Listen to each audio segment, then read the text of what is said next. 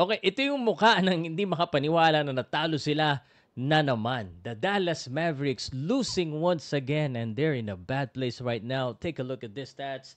So the Dallas Mavericks losing to the New York Knicks 113-111. Look at the field goal percentage. Look at the game leaders. Grabe to, Jalen Brunson, 28 big points.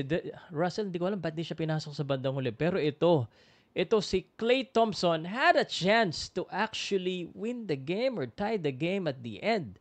Unfortunately, talagang medyo malas talaga. Pati yung last sequence po ng game nila, na offensive foul pa. Grabe. Dallas Mavericks, hindi makakuha ng sure ball. Pero kung gusto mo ng sure ball, ito sabihin ko sa inyo.